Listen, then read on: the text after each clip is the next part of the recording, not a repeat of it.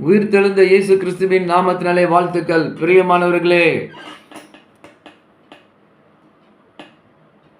நாம் ஆராதிக்கிற தேவன், நாம் விசுவாசிக்கிற தேவன் நம்மேல் அன்பாயிருக்கிறார்.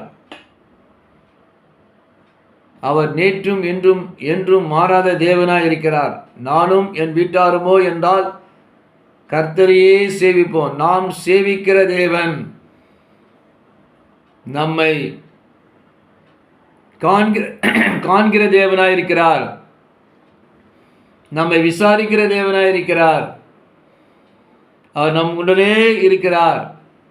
நம்மை வாழ வைப்பார். நாம் செய்வதெல்லாம், தேவனே, ஆண்டவரே, உமது சித்தம் நாங்கள் செய்வேணும் அப்பா. உம்மை போல வாழ வேண்டும், அன்பாக இருக்க வேண்டும். உமக்கு நாங்கள் என்ன செய்ய வேண்டும்? உம்மை நாம் எப்படி மகிமைப்படுத்த வேண்டும்? இந்த பூலோகத்தில் மனிதர்களாக பிறந்த எங்களை உமது சித்தத்தின்படி நாங்கள் வாழ்ந்து எங்கள் ஓட்டத்தை நல்லபடி முடிக்க எங்களுக்கு திராணியை கொடும். இந்த உலக வாழ்க்கையில போராட்டங்கள் உண்டு. இந்த உலக வாழ்க்கையில சில கஷ்டங்கள் உண்டு, உபத்திரங்கள் உண்டு. ஆனாலும் அதை இயேசு ஆண்டவர் சிலுவிலே ஜெபித்தபடியால் நாம் ஜெபிப்போம்.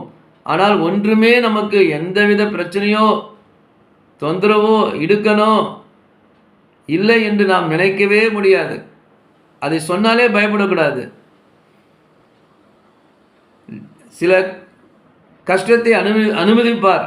ஆனால் அதை மீறி அதை மிதித்து நம் போக அவர் நமக்கு வல்லவல்ல தேவனாக இருக்கிறார். நம்முடைய ஐக்கியம் பிதாவே தேவனிடம் இருக்க வேண்டும், இயேசு கிறிஸ்துவோடு இருக்க வேண்டும், பரிசுத்த நம் ஐக்கியம் இருக்க வேண்டும். நாம் அவரோட பேசுகிற, அவரை காண்கிற, அவர் வார்த்தையை நாம் கேட்கிற பிள்ளைகளாக, விசுவாசிகள் இருக்க வேண்டும். ஆபிரகாமை பற்றி சொல்லும் பொழுது அவன் தேவனுடைய சிநேகிதன் எண்ணப்பட்டான்.